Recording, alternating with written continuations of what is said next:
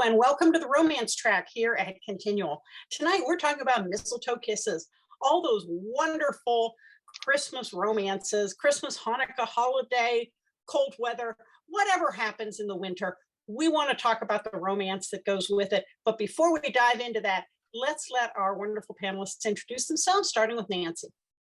I'm Nancy Northcott. I write historical fantasy for Falstaff Books. I independently publish paranormal romance and romantic suspense. And with Jeannie Adams, I write the Outcast Station science fiction series. And you look very festive tonight. Thank you. Dawn. My name is Dawn Dehel. I write under the name DS Dehel for both Ecstasy Books and Changeling Books. And I write a little bit of everything, mostly contemporary and paranormal. Okay, Maggie. I'm Maggie, and I write romance starring Canada's Indigenous people for Ecstasy Books. Very good. VJ. VJ Allison from Nova Scotia, Canada. I write mostly contemporary romance for Ecstasy Books, and I also have a horror paranormal story out with Decadent Publishing. Okay, Liv.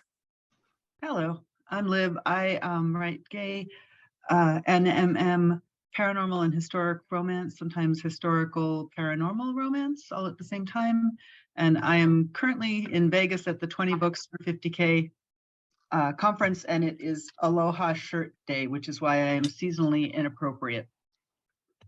It's always the right for Aloha shirts, I think.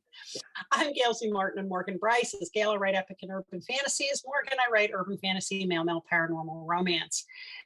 So, you know, when we get into the winter time, it's dark, it's cold, you either get rain or snow, depending on where you are. The days are short, the nights are long. What is it about this that makes people go, I want to write a love story set in this yucky weather? Nancy? Well, the yucky weather comes with a festive season. And there's a lot of emphasis, if you celebrate any holiday during this time of the year, on connection and decorations and reaching out kind of to other people. And so I think that's from there, it's not a very long step to romance. This is true. And all those lights, all those Christmas lights, there can never be too many Christmas lights. Dawn? Yeah, I agree. I think the weather is part of it. People are indoors. And so that really does sort of set up a lot of connection as well. And this time of year is also about renewal and starting over. If you think about like tying up loose ends, beginning new things, and romance just fits perfectly right in there. Very good. Maggie? You know, I'm a winter person. I love winter. So it doesn't matter if it's December, January, February. Somehow my romances end up set in the winter time. I think it's because I connect so much with the winter. I love being outside in the winter. And VJ's shaking her head. Not a winter girl? I live in Southern Canada. Anything, you know, below freezing and stuff makes me shiver like something fierce. Makes my trigeminal neuralgia go cuckoo too. But anyway, no winter. For me, it's an escape from like the yucky weather and everything, you know, plus all the happy ever afters. They always make me feel good. Get away from the winter. That's true. Very true. Liv? So I think in part it's because the holidays sort of, regardless of how you approach them, they sort of force family on you, and which can bring up a lot of emotional stuff. And so tying that to romance is a fairly short step. Not that you should have romance with your family, but you know, people are dealing with stuff, and there's a lot of emotion in the air. And it also, because of the weather, sort of lends itself to some really popular romance tropes, like the forced, you know, you get snowed in with this person that you've hated since kindergarten, and until, you know, then you don't hate them anymore. And so the tropes work, vacation, holiday romance that I'm in town to see family and I meet this person and then we fall in love and we've got 72 hours and then I have to go back to here and how are we going to work that out? So there's a lot of material there. Okay, that's true. People are moving around a lot more and you've got a lot of uncertainty with airports and snow and travel. For me, it's the lights. I'm a sucker for Christmas lights. If my Christmas tree can't be seen from space, I have not done it right. It should be lit up like a CarMax lot. I wanted to be a beacon for aliens. So I go all out for the decorations. And I love that in stories when I get to read about the small towns that are all decorated up with their winter carnivals and their ice skating competitions and their hockey games and all of this stuff. Nobody ever gets frostbite in those stories. And they always have festive scarves. And they always look good with their nose kind of red and running, but somehow they remain very handsome. And I love that as much as I love all of the happy endings. It's just a glorious time to write a love story. So on that note, what stories have you set in and around the winter or the holidays? Nancy? Well, Gail and I are in an anthology called Christmas at Canham Castle. And for me, that was a nice break in a way, because the books that are 3 over my shoulder are short stories set in my paranormal romance universe, and that takes place in the south of the state of Georgia. It's not, by standards of the mid-Atlantic, not very cold there. And so it was nice to write a holiday themed story where it is very cold and people have on heavy coats and there's clouds in the air and they're feeling close to each other. And that story also plays on something else that comes at the holidays, because there are a lot of people who right now are getting ready for their last holiday meal with somebody. They know it's going to be their last holiday meal with somebody. And my dad passed away. It's been a number of years ago, but he passed away on the 1st of December. And so every Christmas, I'm always aware of that. And so I drew on that because the hero of that story had just recently lost his father. And I think, that leads him to reevaluate, because I think when we have any kind of major upheaval in our lives, we sort of take stock of where we are and where we're going. And so that was kind of a springboard for the story. And then at the opposite end of the spectrum is Christmas on Outcast Station, which has no romance in it at all. My story has scorpion people. Jeannie Adams's story has a princess who doesn't want to be queen, and lots of people are trying to kidnap her. And so no romance in that one, but it was a lot of fun to do action in outer space and a climate that we totally made up. So that's kind of the spectrum for me. Okay, Not much. That's a wide range. Dawn? So I'm a sucker for retail. And so 2 of my holiday stories are retail. One is a reworking of the Nutcracker, which is sort of just part of my history. I grew up being a part of the Nutcracker, and so that was my first go-to. And so I just set it in a dance company and modernize it. And it's about a dancer finding her feet again, literally, and how the right partner can make everything better, in a sort of magical way. I did a retelling of Sir Gawain and the Green Knight, which is set on the 12 days of Christmas, that last part. So that was fun getting to work with the history, keeping it grounded in history, and the magic and supernatural aspects of Gawain. And then giving the unnamed narrator, giving her name and a voice. I enjoyed that. I have another ghost story. There's Christmas and ghost stories for me. I don't know what it is. I have a ghost story set during the Gilded Age called Kissing Strangers, and actually a reworking of Swan Lake that is also set, has these Christmas themes and snow. I love snow. I'm like, as much as Gail is a sucker for lights, I'm a sucker for snow. Give me snow, fake snow, real snow. Gotta have snow at Christmas. Okay, Maggie. Yeah, I have the one that's a second chance romance for Christmas. It's about a chief who comes back to his reserve, and the one man he left behind is out for revenge. It's called Tied Up with a Bow, and I'll let you use your imagination to what is going to happen in that novel.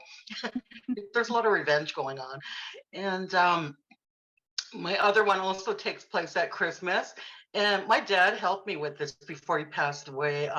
It takes place at an Indian residential school where the children can't go home for Christmas. They're stuck there. And they're trying to make the best out of a really bad situation. And it's called Better Than Gold. And they find out that something is better than gold when he wants to give her a golden ring for Christmas that he found, and he can't. So it really captures that being away, being lonely, but also finding love while you're in the most bad situation that you can be in. So. And my most recent novel doesn't take place at Christmas, but it does happen right after in January. Again, it's a second chance, and there's a lot of snow, a lot of freezing, driving on a winter road, going into one of the towns to gas up their truck, and the one wants to get even with the other. I have a thing for revenge. And someone getting even with the other. And it's called Back Where You Belong. Very nice. And VJ. yeah.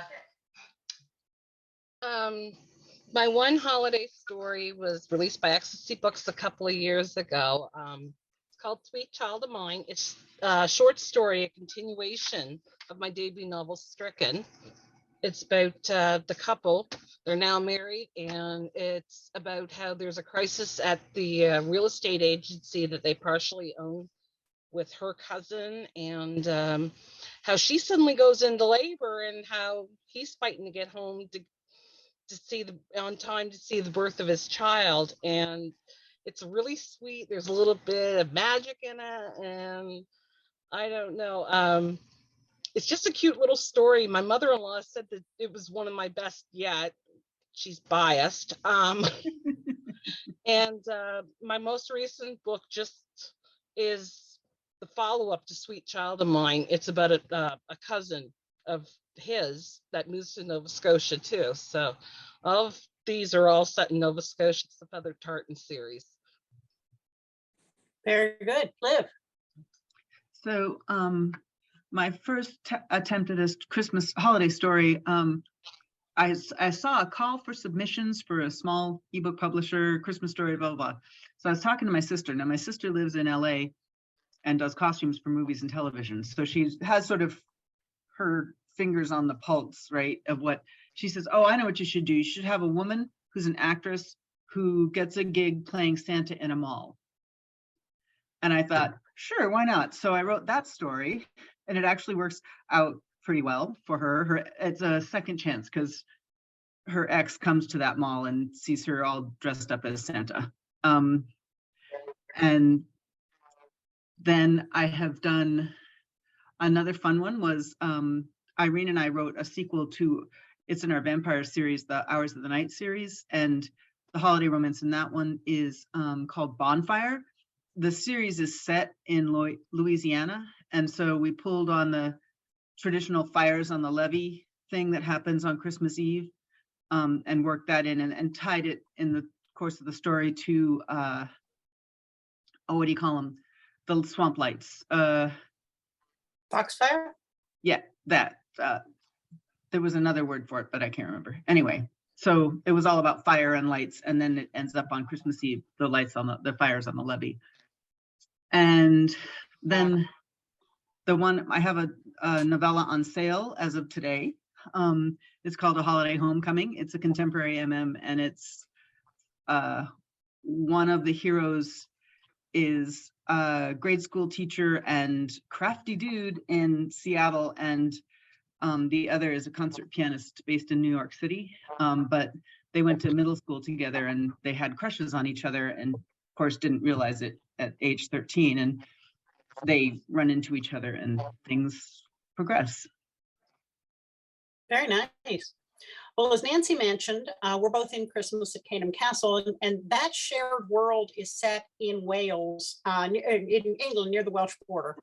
And it's a fictitious castle, fictitious town, but all kinds of things happen. They're always there. Each book is set around a holiday. Another one is New Year's Eve at Canham Castle, and we also did a trick or treat one. But there's a ball. There is some kind of big event happening, and everybody's stories all take place in the same place, the same time, the same event.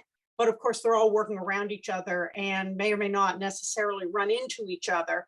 And in Christmas at Canham Castle, my couple, Tegan and Anthony from the Deadly Curiosities series, get to go on vacation. And I actually referenced that and set that up with Teague's birthday in one of the Deadly Curiosities books, where his fiance gives him a trip to this wonderful castle in England.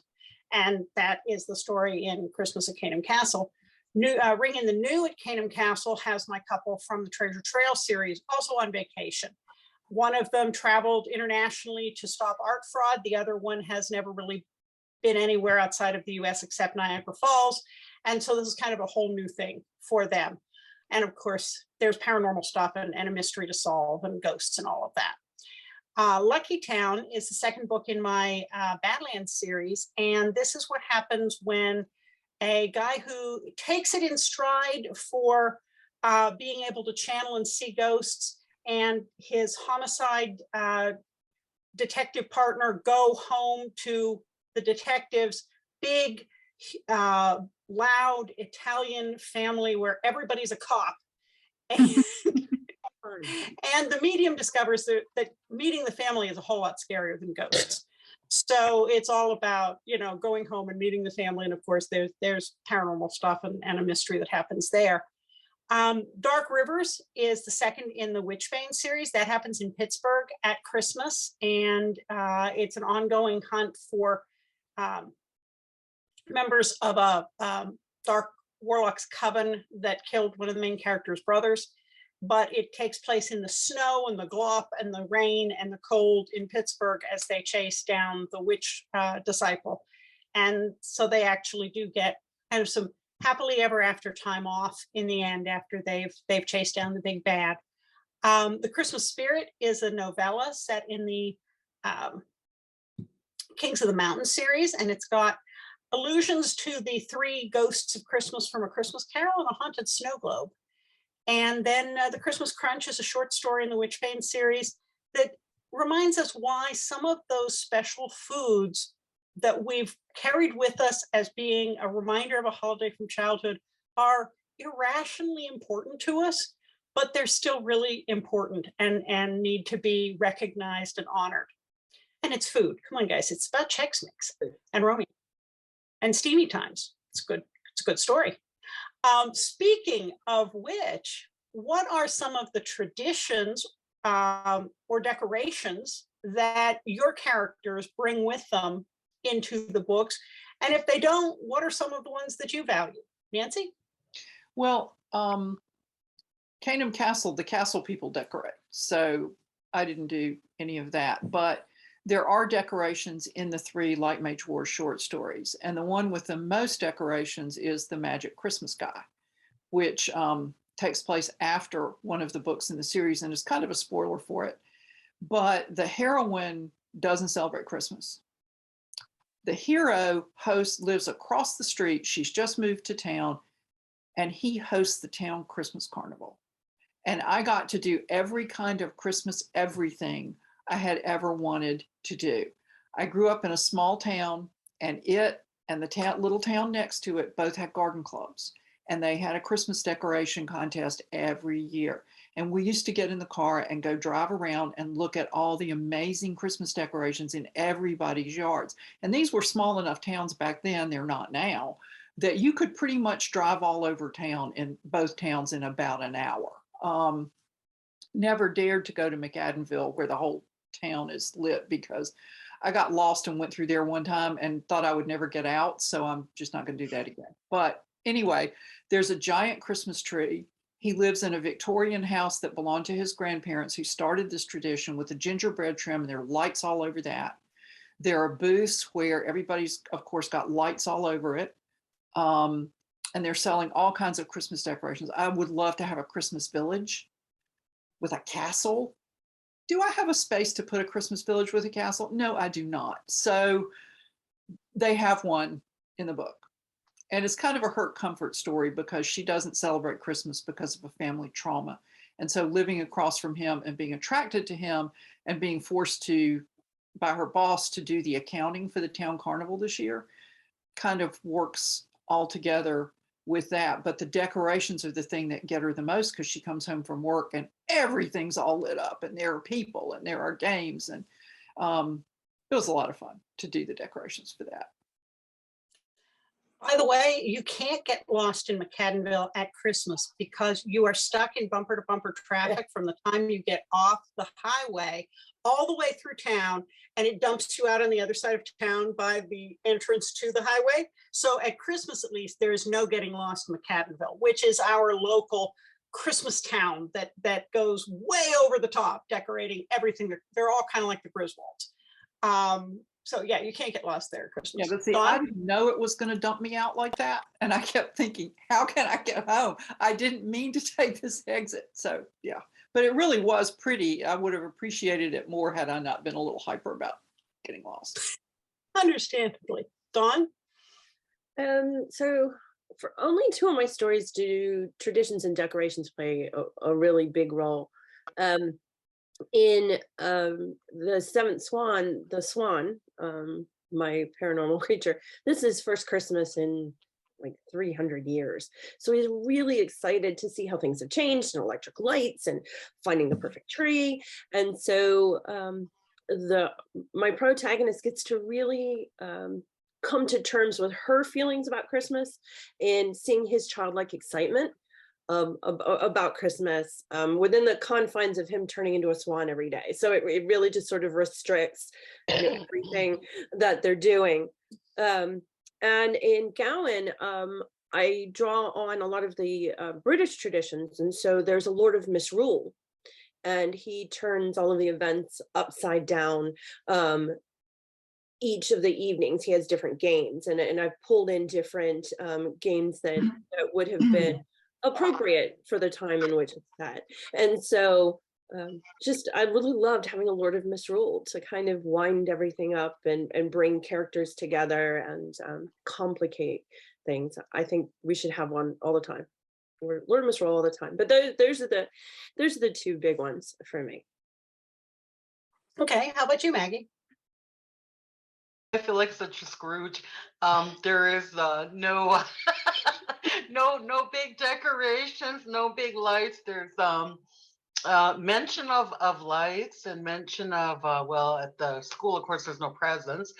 And on the other novel, they're more into getting revenge than really paying attention to holiday. There is mention of a Christmas bow, and wrapping paper. That was bloody brilliant. I'll be going into R-rated territory, so I'll stop there with that. But other than that, I really don't put a lot of effort into anybody decorating or anything. Probably because I'm not a decorator. I just enjoy the day for what it is. No Okay. decorations. VJ? I'm not a big decorator either, to be honest. My husband's the one that takes care of the tree and the outdoor lights and everything.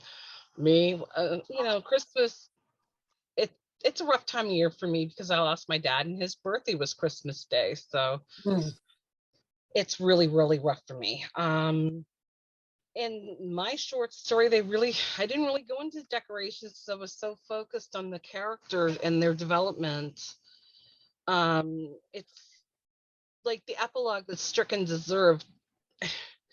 It's kind of hard to describe exactly what was going on in this story because I don't want to give it away. But the biggest tradition that you see in there would be his parents visiting from Alberta. Up until this year, he always went home for the holidays because his family lives near Langdon, Alberta, which is close to the oil fields. His family's oil conglomerate. So because where she's pregnant and just about to give birth, his family, his parents, and a couple of his cousins and spouses came out east to see them. So that's about the biggest tradition you get, except for like appearance of somebody that may be Santa Claus.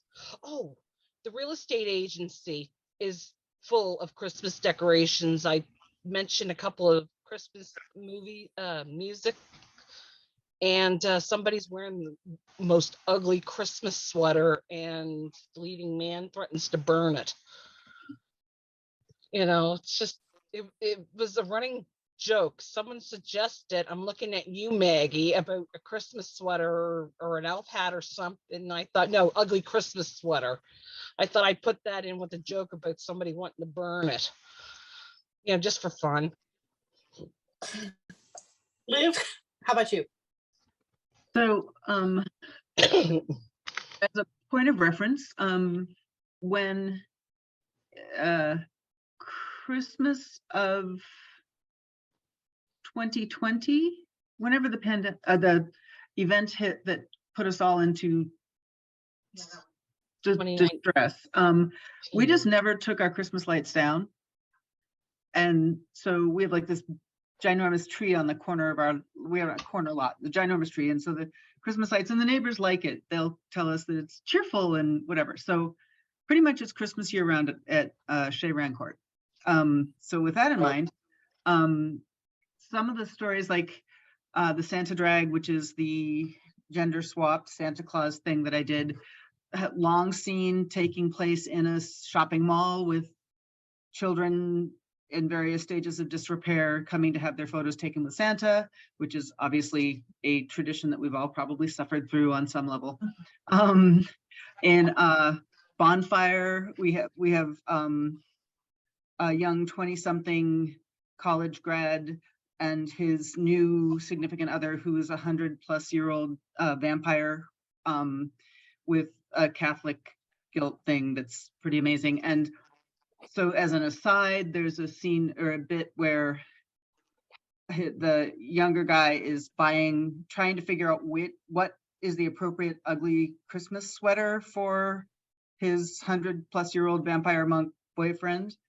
So we did work some Christmas sweater action in there. And in Holiday Homecoming, which is the contemporary with the guy in New York and the guy in Seattle, Mr. Crafty, the New York guy was in town to see his family for the holidays, and they got together and they were making handmade little teddy bear ornaments, I think.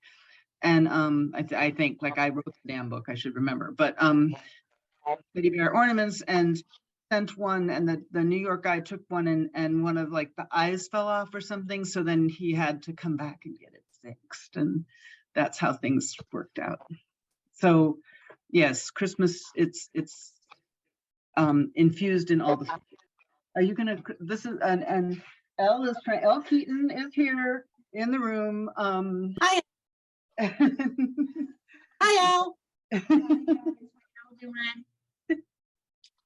Good to see you. She's off and running for the. Are you taking off? Oh, I'm sorry. Conference drama. Sorry.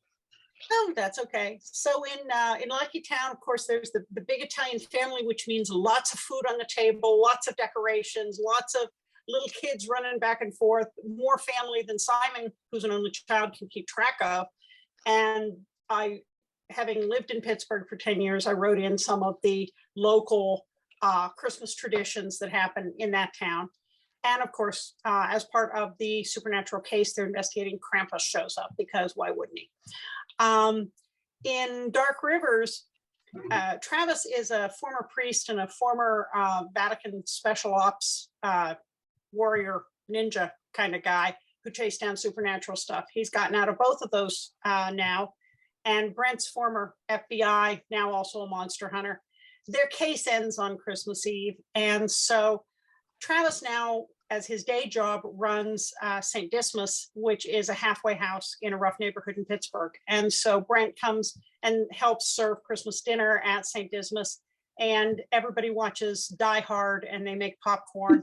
And so they spend Christmas Eve and Christmas Day at the halfway house helping the residents there.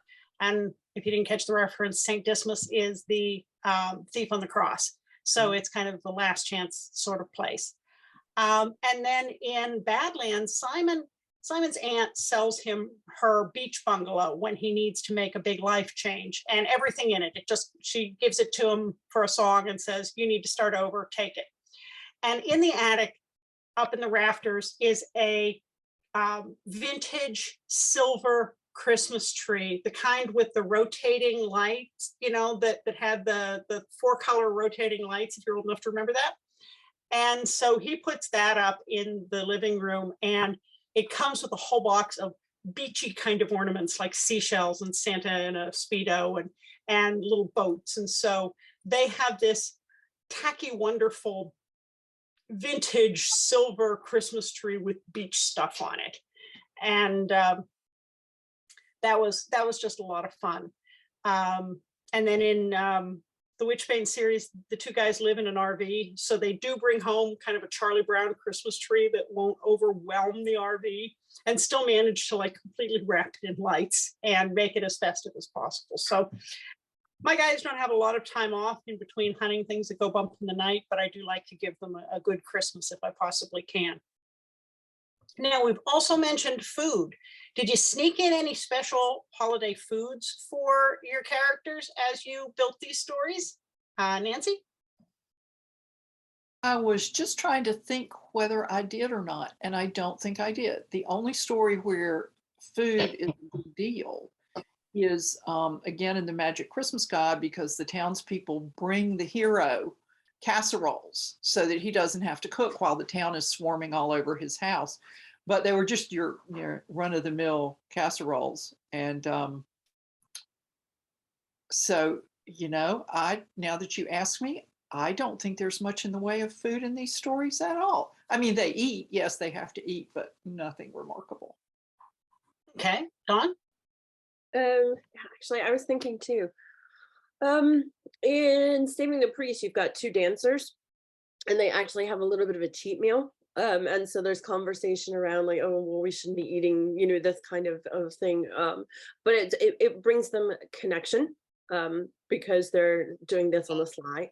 So, having the Christmas food and bringing them together works. And then in my Gilded Age and Kissing Strangers, she is sent by her father to find a rich British husband. That's it. And there's a huge scene where she's in a massive meal, this 5-course meal, and she's trying to figure out how to get through. So it's less about Christmas food, but that how over the top they're going because they're impressing everybody because it's the holidays, and having to do all the research for what they would have been eating and I don't know how anybody just survives, quite honestly, with all the alcohol. And they got to talk about that. So it was festive in that regard, but no specific Christmas food. I just thought of a food thing. Can I add it? Yeah, absolutely. In Gigi's Magic Christmas, Gigi's family are Cuban and Mexican in ancestry. I am neither. So I consulted Berta Plades, who's Cuban. And if you haven't checked out Berta's books, you really should. And she told me what these people would eat. And now that I thought about that, I'm sorry, I'm the queen of the space cadets tonight. I thought they ate Cuban food and they ate Mexican food. And now to save my life, I can't remember what those foods are. Sorry. That's okay. That leads to some of the mystery of reading the book. Maggie? There's no, there's more of a concentration on lack of a Christmas meal for the hero and the heroine at the Indian residential school. They find themselves instead thinking about what home would be like and what they would be eating instead of what they're being served at the school. And in the other one, they're too busy getting revenge to really think about food. So there's no food in that one. No food, just revenge. Revenge is a dish served cold. Klingon proverb. Yeah, VJ. not really mention a food in mine either. Like I said, it's so focused on the characters and the conundrum that they're in. And, you know, she's having the baby, he's trying to get home, and his mom is texting him. The only mention I have of food really is Christmas Eve brunch. He's thinking about it, and that's when the phone rings. She's in labor, get home. Liv? So there's not a lot of emphasis on food in Bonfire because really only one of the heroes can eat. I mean, unless blood, I guess, you know, vampire. But Well, it's festive. it's a thing. I do. There's a bit in Holiday Homecoming where the Seattle hero, who is, like I said, grade school teacher, Mr. Crafty, he comes over to make ornaments with the pianist and his parents at his parents' house. And the guy's father has had a stroke and is got, like, there's a hospital bed in the living room kind of scene. And Bo makes them rigatoni for dinner. And it's like, his attitude is like, Jesus, it's only rigatoni. You don't like, it's, but they treat it as this amazing source of warmth and light that has been missing from their home. So it's important in that way. Okay. But it's only rigatoni. Well, in Christmas at Canham Castle and New Year's Eve at Canham Castle, both of them have big holiday events that involve a lot of food. There's a Christmas dinner, there's a big New Year's Eve party. And the tricky part there is this taking place in England. And so we had to keep reaching out to one of our authors who is British and going, do you eat this? Could they get this? Would they serve this? And she, Anna Sexton, you know, went through the drafts again. Okay, this would be really hard to get. It would be expensive and nobody would know what to do with it. So maybe we could replace it with this, which people actually do eat. And so that was a learning experience and a lot of fun. In my story, The Christmas Crunch, it's all about one of the characters wanting to make his aunt's recipe for Chex Mix that is not off the box. And his partner doesn't realize why that's emotionally important to him, why that brings up memories, but it's one of the only good family holiday memories his partner has. And so there's a misunderstanding and hurt feelings, and then everybody makes up and it's a happily ever after. But it's the importance of food and how sometimes even something as seemingly insignificant as Chex Mix brings back a whole lot of Christmas memories and can be something very precious out of proportion to what it seems to be. Well, folks, we have blown through our time. So in a lightning round here, I want to go around real quickly and let everybody know where they can find you online. And if you have a new, recent, upcoming, or Christmas book, tell us about it. Nancy? You can find me at nancynorthcott.com. I'm only rarely on Facebook. I'm on Twitter more often than is probably healthy. And I'm at Nancy Northcott on Twitter.